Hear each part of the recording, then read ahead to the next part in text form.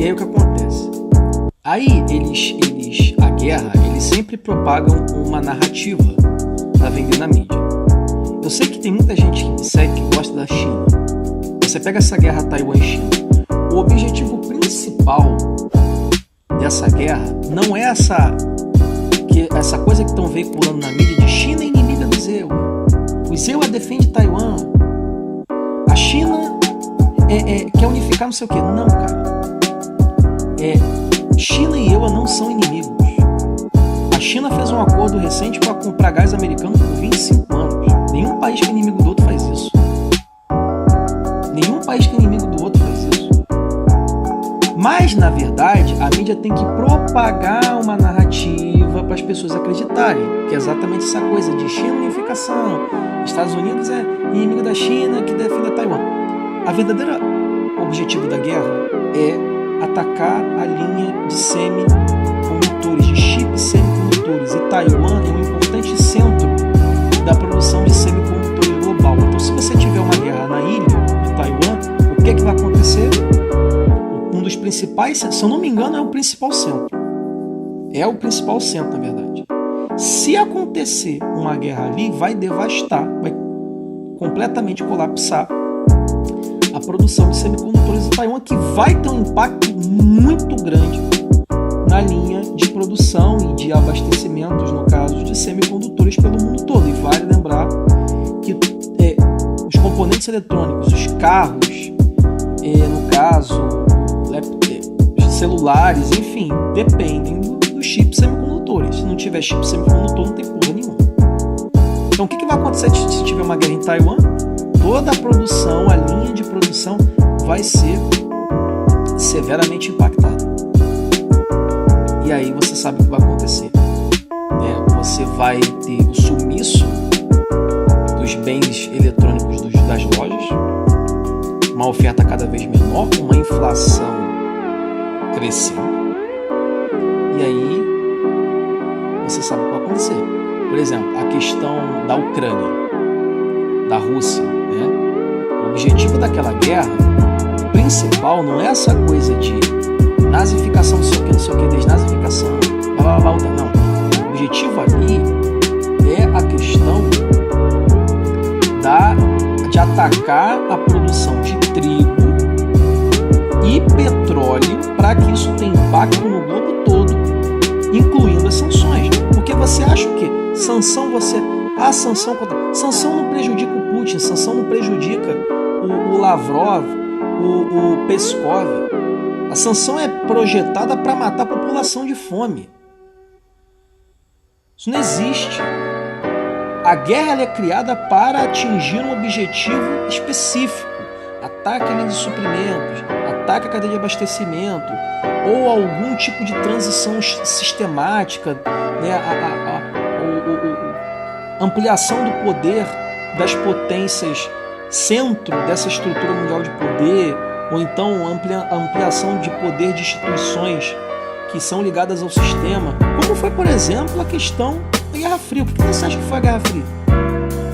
É lógico que eles vão ver, é lógico que tinha aquela narrativa na mídia do seguinte: União Soviética, Estados Unidos se confrontando no capitalismo e comunismo. Só que o objetivo da Guerra Fria nunca foi esse. O objetivo da guerra eles precisavam aumentar o poder de influência dos militares ligados a essa estrutura mundial de poder, no caso, os militares dos países potência, eles precisavam aumentar a camada de influência que no futuro eles iam usar essa presença militar estrangeira para promover intervenções e reengenharia da geopolítica mundial da maneira que eles quisessem. Só que para você fazer isso em escala global, você precisa ter presença militar no mundo todo, não só numa região específica, para que você possa ter o controle não só da narrativa, mas também sistemático do globo todo, para que caso um país não queira fazer o que você quer fazer, você vá lá ou tente matar aquele indivíduo, você vá lá e faça intervenção. Como, por exemplo, fizeram com Bhutto no Paquistão. Quando ele foi tentar implementar a energia nuclear no Paquistão, ele foi morto. O Gessinger junto com clubes influentes aí da estrutura mundial de poder, eles foram lá e mataram o cara. Na Líbia fizeram a mesma coisa, foram lá, fizeram a intervenção porque o Gaddafi queria criar uma moeda unificada que a Líbia inclusive estava se desenvolvendo, eles não podem deixar nada de se desenvolver. E aí eles foram lá e derrubaram o Gaddafi. Então assim, a mesma coisa fizeram com o Moro na Itália. Para você ter esse espectro de dominação militar, de inteligência, de informação e ideológica global, você precisa ter presença no globo todo. Qual foi o meio que os caras encontraram de fazer isso? Guerra Fria. Você coloca a base americana e da OTAN e base soviética no mundo todo. No mundo todo. E aí, essa é a desculpa perfeita de que eu tenho um inimigo, então eu preciso colocar tropa em tudo quanto é canto para evitar o avanço dele. Essa foi a desculpa perfeita que o sistema implementou para poder ampliar esse número de bases para o globo todo. E aí, com a queda da União Soviética, que já não interessava mais a existência dela, você teve a hegemonia americana.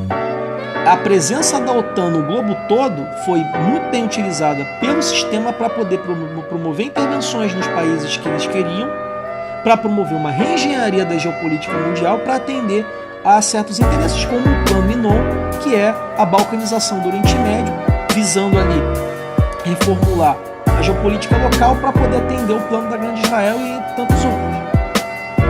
Então, você não consegue fazer isso se você não tiver uma presença massiva de tropas no globo todo, de inteligência no globo todo. E você só conseguiu fazer isso para a Guerra Fria. Então a Guerra Fria foi a narrativa perfeita que eles tiveram. Tanto é que a União Soviética deixou de existir e a OTAN está lá até hoje. A OTAN está lá até hoje. A própria União Soviética, eu sei que tem muita gente que gosta da União Soviética, meu perfil, mas se a União Soviética tivesse existido, faria a mesma coisa do que os Estados Unidos está fazendo. Não sei se na mesma intensidade, mas faria. Porque a questão não é essa coisa de regime, a questão é que o sistema ele é sempre o mesmo. Independentemente de quem ganhasse, a agenda ia ser mais ou menos a mesma. A questão é que o sistema decidiu que seria mais interessante seguir com os Estados Unidos como centro dessa política, dessas agendas, do que a União Soviética. Até porque a ideologia soviética era muito mais sensível para o sistema. Porque se falava muito nessa coisa de classe, de coisa, e isso poderia, de certa maneira, até incitar um pouco mais críticas realmente antissistema, que realmente começassem a tocar em pontos sensíveis. Então o sistema decidiu que seria mais legal seguir com os americanos, como centro dessa questão toda. Você pega, por exemplo, a Segunda Guerra Mundial. Alguém aqui em São Paulo acha que a Segunda Guerra Mundial aconteceu por causa que foi para combater o nazismo? Não, porque quem financiou Hitler, por exemplo, só para você ter uma ideia, foi o Banco de Compensações Internacionais que financiou Hitler, por exemplo, na Alemanha, que é um banco internacional, que é o Business Bank for International Settlements, que tem base ideia na Suíça, que foi, por exemplo, uma das instituições que financiou Hitler. Banqueiros americanos financiaram Hitler. Banqueiros também financiaram a ida do Lenin para a Rússia e parte da Revolução Russa. Não que as ideologias sejam a mesma coisa, porque não é. Nazismo e comunismo não é a mesma coisa. Não teve nada mais abjeto na humanidade do que o nazismo. Mas o fato é, banqueiros financiaram a Revolução Bolchevique, parte dela, a ida do Lenin para a Rússia, e financiaram Hitler na Alemanha. Por quê? Porque eles sabiam que eles iam usar os dois governos, os dois países,